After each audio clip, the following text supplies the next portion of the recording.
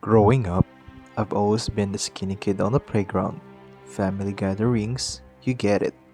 So when I was first introduced to calisthenics, my goal wasn't actually to be as big as the Mr. Olympias of old and even of today. I just fell in love with high repetition calisthenics that soon evolved into bodyweight bodybuilding.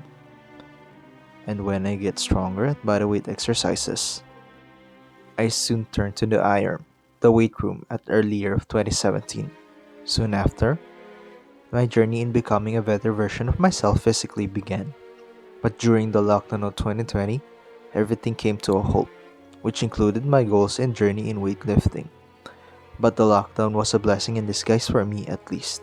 It made my intentions clear, my goals deeper, mindset better, and calloused my mind. So when everything was starting to ease down a bit, I came back in lifting weights at the local gym I used to come by. Then I had a clear goal at hand.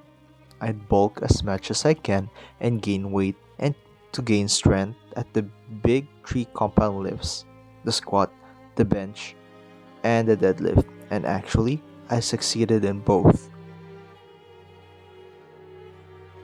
In this video, I would be narrating and telling you my journey from being stuck at 68 kilograms bulking up to 81 kilograms in a span of 8 months.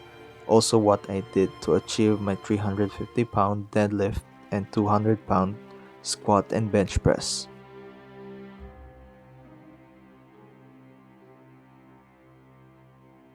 I started the bulk at June of 2022, although at first it was just to regain my confidence to come to the gym on a consistent basis and hit the weights again for the first time since the lockdown.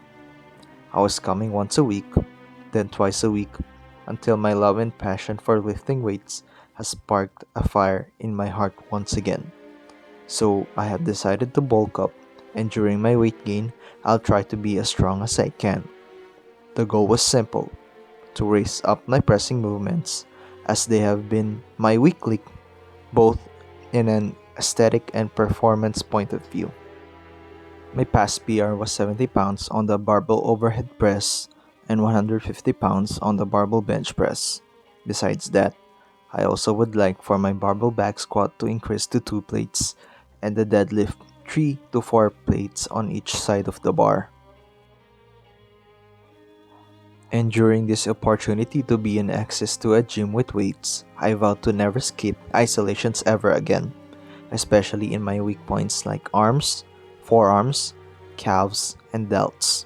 All of the exercises I felt uncomfortable, I progressed with until the end of the bulk, until the cut, and currently speaking.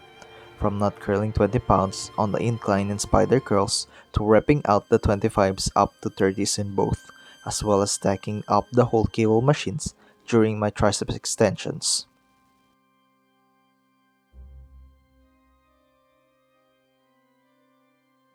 Another thing to keep in mind during the bulk, especially if your goal is pure hypertrophy and looking good as much as possible without a shirt on a huge caloric surplus, is to never neglect your ab work. Not only because for aesthetic purposes, but for the rigidity and health of the core and lower back. I used to have aching pains on my lower back because of my neglect in ab training for years because I thought lifting weights and doing the compound lifts are enough to have a stable and rigid core, but do not follow and do the same mistakes as I did.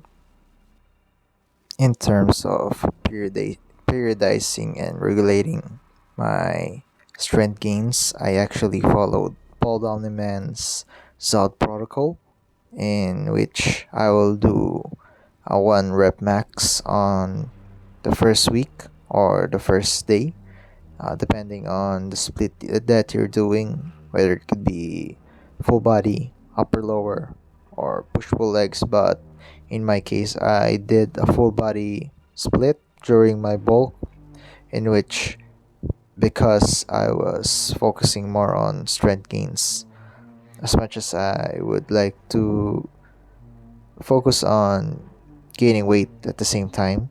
So on the first day or first week, I do a 1 rep max, let's say on a deadlift variation, the standard barbell deadlift, then On the second day or the second week, I will do a 3 rep max on probably the same variation or probably another variation of the deadlift, let's say a Romanian or stiff legged. Then the third to fourth week or third to fourth day, I'd focus more on 8 to 10 rep max on the deadlift variations, and that is how I would build and maintain my strength as I progress throughout the months ahead of me.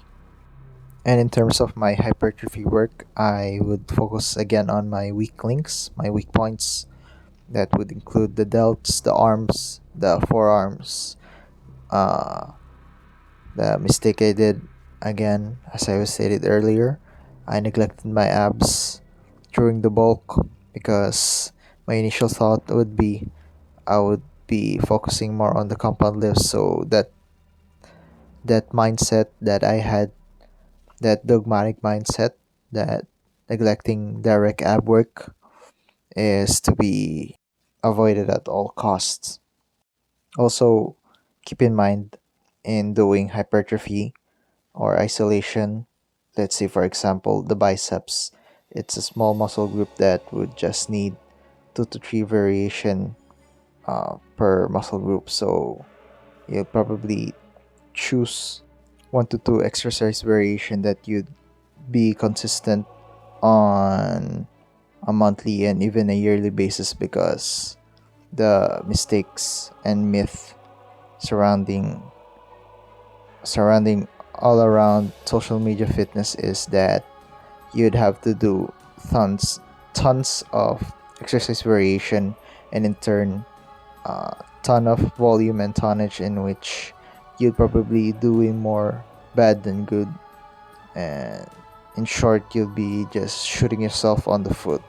So that would be my tip in doing hypertrophy work even in a bulk. So do 2 to 3 variation, or in this case choose 2 to 3 variation on specific muscle groups, those that are very hard to isolate, even with, most especially with compound lifts, such as your arms, your forearms, your deltoids, most especially the side delts, your quads, your calves, your even the adductors, abductors on your lower body.